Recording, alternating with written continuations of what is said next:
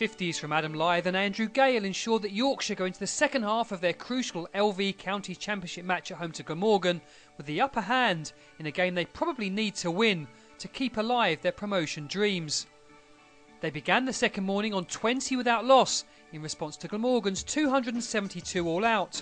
With the weather set fair for the day, Yorkshire knew this could have been the day for them to increase their chances of promotion greatly by batting for a long time to get well ahead of their opponents.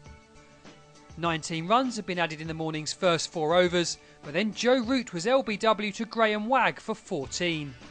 The pitch had remained a little green, and there was some variable bounce and some playing and missing from the new batsman from time to time, but Lyth and Phil Jakes were now able to add a further 31 runs for the second wicket. It was a partnership which was just beginning to build, and it was ended by Jim Allenby, who got a ball to swing just enough to make Jakes look a little foolish.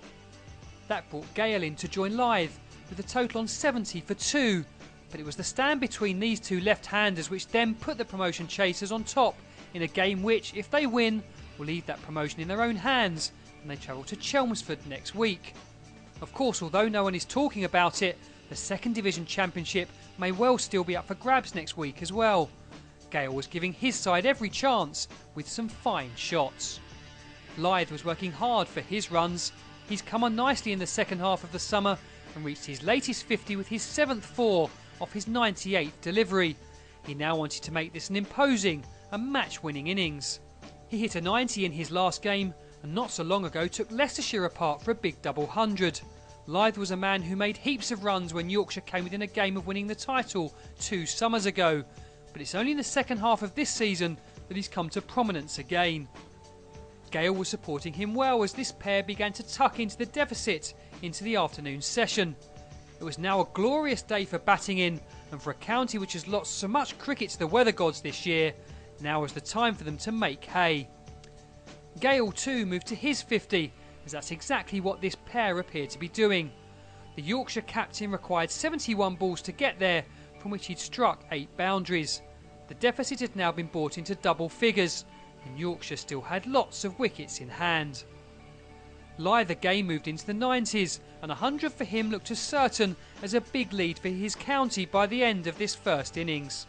But then a match-altering moment. With 5 needed for his ton, Lyth was given out LBW by Neil Bainton, the batsman making it abundantly clear that he'd made contact with the ball with his bat. That ended a third wicket partnership on 120, and 10 runs later Gale was also out, the ball from Wagg keeping low before bowling him for 55. Yorkshire had just earned their first batting bonus point, and they knew they needed a few more from this position. Of the 4 sides going for the 2 promotion places, Yorkshire are the only ones who don't have to play one of their rivals, with long-time leaders Derbyshire currently at Kent before they host Hampshire in the last round of games. So as the new pair of Anthony McGrath and Gary Ballance went about their business, they were well aware that a win here would probably even make them favourites to go up, even though they wouldn't necessarily start their last game in pole position. A formidable lead was again on the cards, with McGrath driving Dean Kosker for a 6 as he and Ballance added an easy 61 in 16 overs. Yorkshire trailed by only 11 when the game suddenly turned either side of the tea break. Before it, Ballance drove over a ball from Jim Allenby to go for 26. Before Allenby struck again by having Andrew Hodd caught in the slips by Stuart Walters. McGrath and Azim Rafiq then took their side ahead after the break, only for the 2 to fall in successive John Glover overs. Rafiq nicked behind on 8, while McGrath was legged before for 39 to leave the home side on 286 for 8, with their lead now only reading 14. The new ball was also due in 6 overs, which was never going to make life that easy for numbers 9 and 10, Ryan Sidebottom and Steve Patterson. Sidebottom proved last season that he can bat, and although he's had less success this year, he chose now as the moment to hit his best score of the summer. Patterson, on the other hand, is a very handy man to have been coming so low down, and even against the second new cherry, these two batted with few alarms, as they did an absolutely vital 54 runs for the 9th wicket. Alas for them, they didn't quite do enough to earn a 4th batting bonus point. Patterson was out for 22, and then Sidebottom edged Graham Wagg, but not before the total read 344.